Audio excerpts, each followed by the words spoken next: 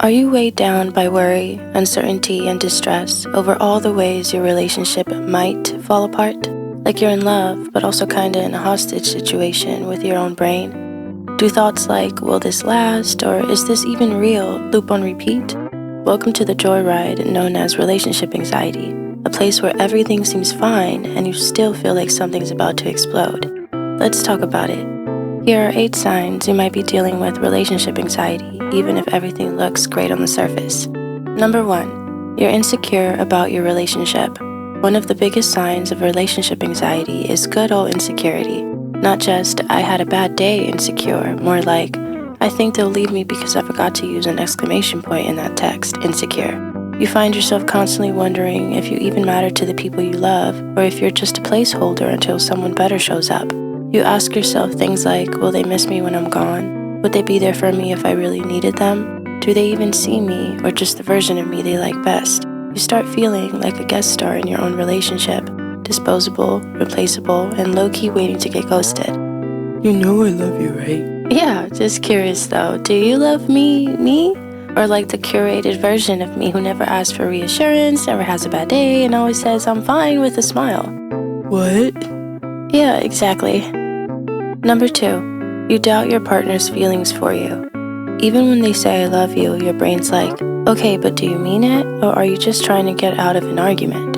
No matter how many times they reassure you, it still feels shaky. Even the grand gestures, flowers, dates, the playlist they made you, somehow don't land. You want to believe them, but the doubt is louder, so you keep needing proof. More texts, more affection, more signs they're not secretly plotting their exit. But that more is never enough, because the fear underneath it is, what if they leave? What if they stop chasing me? What if I was never enough to begin with? You're not chasing love, you're chasing certainty, which is kind of like trying to pet a ghost, frustrating, exhausting, and mostly in your own head. I love you, I told you that yesterday. Yeah, but was it with your heart or with your, My what? Because one of them just wanted company and the other actually means it. Wow. Exactly. Number 3, you're overly dependent on your partner. Do you check your phone 47 times a minute when they haven't texted back? Do you spiral the second they say, I'm gonna be a little busy today? It's like your nervous system thinks no reply in 10 minutes equals abandonment. And suddenly you're refreshing their Instagram story like you're reading Morse code. Okay, he posted a smoothie. Is that a breakup smoothie? Are we over? You might not mean to be clingy, but relationship anxiety convinces you that space equals danger. So instead of giving them breathing room, you start catastrophizing every delay. When they're with friends, you feel left behind. When they're quiet, you assume it's about you. When they're busy, your brain fills in the blanks. And those blanks? Always worst case scenario. Sorry I didn't text back. I was just at the gym. At the gym? For 3 hours? Yeah, I did legs. Okay, but were you lifting weights or lifting her spirit? What? Exactly. Number 4, you want to please your partner too much. You stay quiet about things that bother you. You avoid conflict like it's your ex at Whole Foods. And somehow your relationship starts looking less like love and more like customer service. You go along with whatever they want, not because you're chill, but because you're scared that pushing back will push them away. You'd rather abandon yourself than risk them feeling slightly uncomfortable. This isn't generosity, this is survival mode. And people-pleasing isn't peacekeeping, it's self-abandonment dressed up as being low maintenance. The truth? If you have to become smaller to be loved, that love was never meant for you. Is something wrong? Nope, all good. You sure? Totally, I love when you make plans without asking me, ignore my texts for hours, and then show up like nothing happened. It's my favorite. Are you mad? No, I'm just emotionally dissociating while mentally reorganizing my spice rack. What? Exactly. Number 5, you overanalyze your relationship. You replay past conversations like you're reviewing security footage. You said okay, but the tone felt like you wanted to kill me. Suddenly, a text with no emoji becomes a federal case. You overthink everything. What they said, what they didn't say, how long they paused before replying, how they looked at the waitress, why they blinked weird on Tuesday. You fixate on small disagreements and convince yourself it's the beginning of the end. And every time you finally relax, your brain's like, wait, go back, rewatch that moment where he might have rolled his eyes. It's not just anxiety, it's detective work, except the only evidence is vibes. Are you okay? Just reviewing the timeline. What timeline? You said you were tired at 7:42, but you liked a meme at 7:46, so which is it, Jeremy? Number 6. You beat yourself up over everything. Forgot to say good morning, missed a call, had to cancel plans because you were, human? Relationship anxiety will turn every little misstep into a sign that you're the worst partner alive. You spiral over things your partner didn't even notice, and if they did, they already moved on. But not you. You're on day 3 of overthinking that one text where you accidentally said okay instead of okay. And even when your partner says it's fine, your brain's like, they're just saying that to ease the blow before they leave forever. Babe, it's not a big deal. No, but it is. I forgot to call you back. I was 3 minutes late and I didn't take the chicken out the freezer.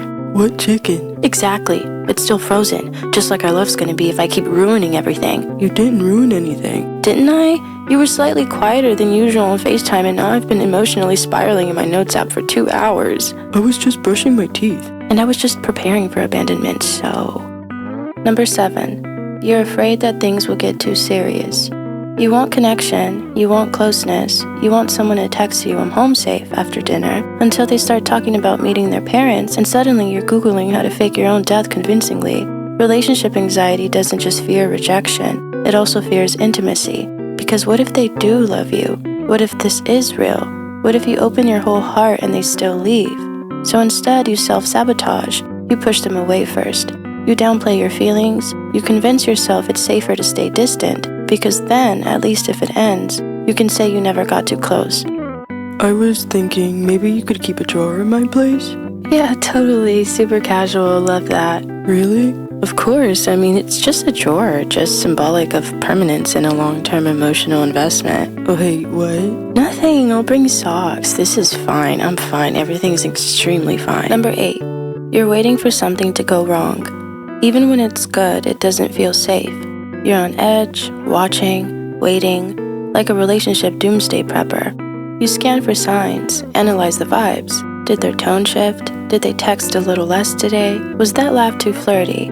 You can't let yourself relax because relaxing feels dangerous. If you let your guard down, you'll be blindsided again. So instead of enjoying what's working, you fixate on what might break.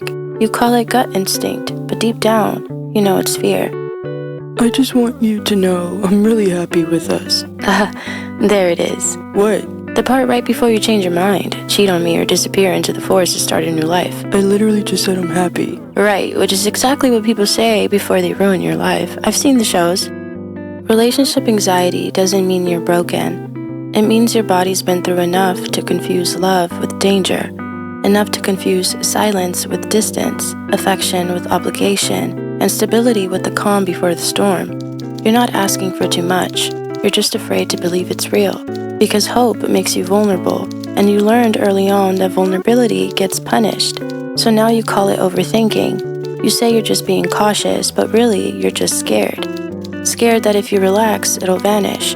Scared that if you trust it, it'll turn. Scared that if you stop asking for proof, you'll miss the signs, and it'll all fall apart again.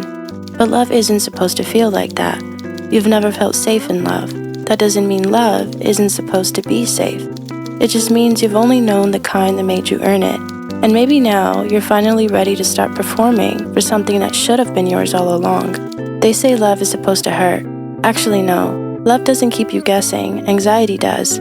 If this hits home, don't scroll past like nothing happened. Talk to someone. Start journaling or just sit in silence for once and let yourself feel it. That counts too.